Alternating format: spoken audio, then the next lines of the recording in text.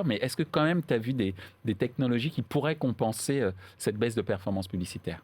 Alors aujourd'hui, c'est vrai qu'il y a plusieurs alternatives qui existent, hein, puisque on a parlé déjà du ciblage contextuel, on parle aussi des corps, puisque Google a parlé de sa fameuse Privacy Sandbox, qui permet en fait de catégoriser finalement des individus selon leur comportement ou appétence, etc.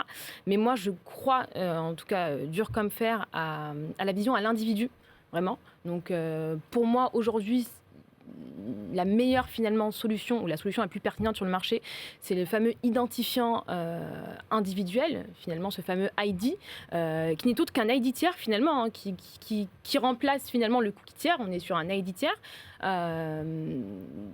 Qui pour moi semble être la meilleure solution aujourd'hui. La seule question qui va finalement se poser, c'est est-ce qu'on sera prêt à horizon 2022 à affronter cet enjeu technologique. C'est finalement la vraie question, puisque les tests sont encore en cours actuellement. Donc, est-ce qu'on sera prêt ?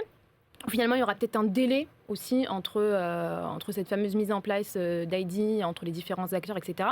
Mais c'est vrai qu'aujourd'hui, on voit que tous les acteurs du marché, hein, finalement tous les protagonistes, que ce soit DSP, SSP, éditeurs, DMP, voilà, je veux dire aussi finalement tous les noms, qui aujourd'hui se rejoignent sur un même projet, qui est finalement de retrouver cette ID, parce que cette vision à l'individu, elle est primordiale, complètement. Donc finalement, on va peut-être devoir s'adapter pendant un certain moment. Nous, moi en tant que tradeuse, du moins pour mon métier au quotidien, ça va être aujourd'hui chez Shopper Factory, qui est trading desk de médias performance, ça va être de trouver aussi des solutions, puisqu'il y en a encore, hein, d'autres solutions de ciblage.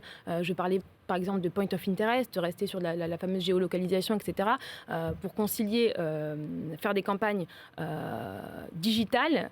Et vu qu'on est partenaire aussi avec différents cabinets d'études, faire du offline et du online en magasin pour avoir cette vision 360 et proposer aujourd'hui aux annonceurs finalement des campagnes toujours à la performance, puisqu'on reviendra toujours sur le ROI ou ROS, etc.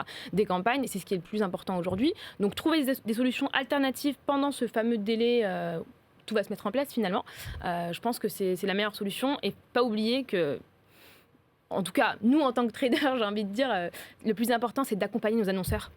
Et d'un côté, éduquer l'internaute de l'autre côté, mais surtout accompagner l'annonceur à toujours proposer des campagnes à la performance, parce que lui, ce qui lui importera finalement, c'est la perf à la fin.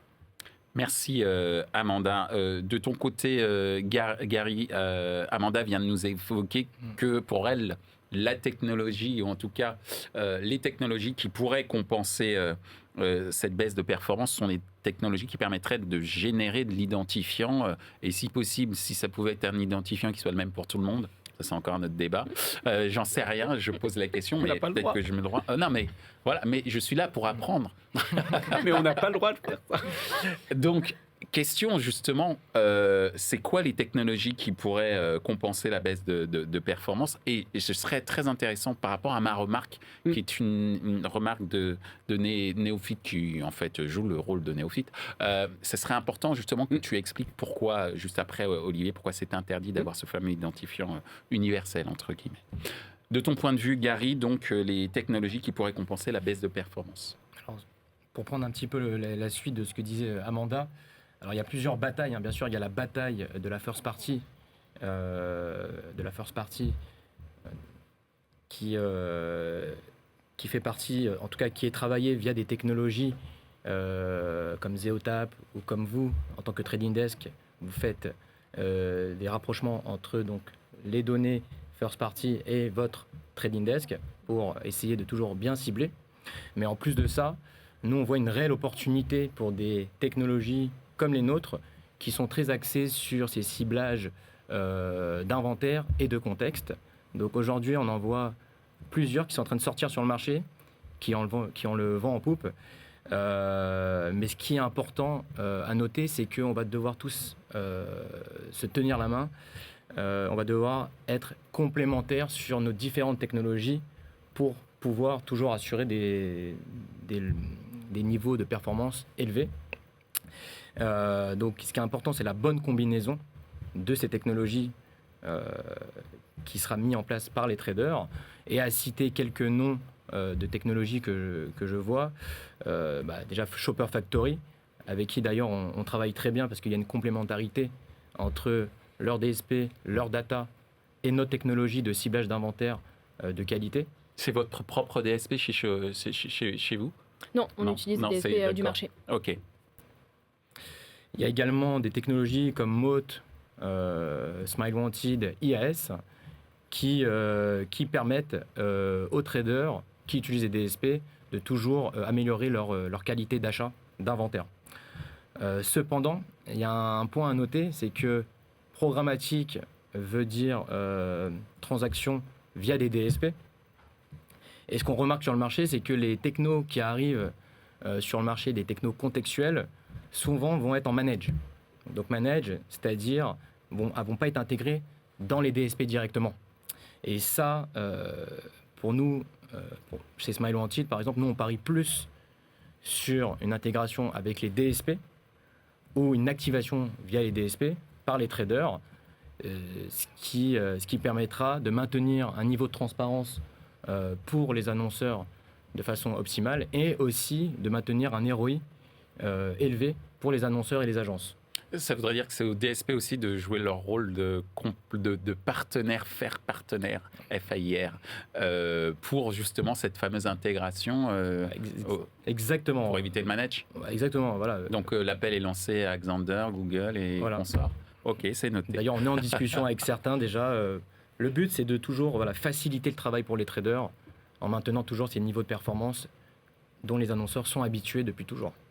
Merci Gary. De ton point de vue, donc Olivier, donc j'ai fait une très grosse erreur en parlant, j'assume, d'ID qui serait une sorte d'ID universel, et tu m'as dit c'est interdit. Alors c'est une petite digression, mais qui j'espère est en rapport avec cette troisième question, qui sont quelles sont les technologies pour assurer la performance, pour compenser la baisse de performance à l'ère du cookie-less.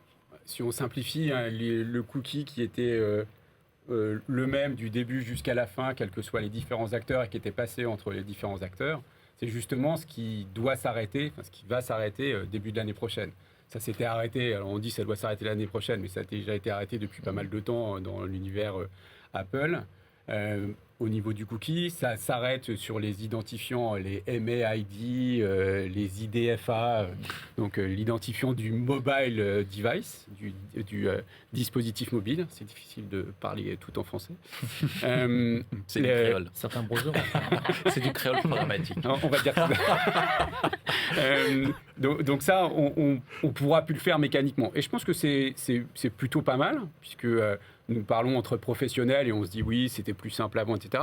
Après, en tant que consommateur, on se dit ouais, finalement, c'est pas plus mal. Donc tous les consommateurs se le disent. Et au final, c'est le consommateur qui achète et c'est grâce au consommateur qu'on a un retour sur investissement. Donc si on peut le satisfaire et redevenir consommateur centré sur le consommateur, on va aller dans le bon sens. Est-ce que le point, c'est cet aspect... J'aimais bien, tu disais réconcilier tous les acteurs doivent travailler la main dans la main. Je sais pas, je crois que vous l'avez dit un peu tous les deux. Mais c'est ça le challenge. Et là où on pouvait travailler, peut-être pas forcément chacun dans son silo, parce que c'est un peu facile de dire chacun dans son silo, mais chacun dans son domaine, en se reposant sur un système unique. Donc le simple dont je parlais tout à l'heure, les silos vont devoir se casser. Il va y avoir une période d'adaptation, c'est clair. Une période où il y aura une baisse peut-être du ROI, mais il y a beaucoup de tests qui sont lancés.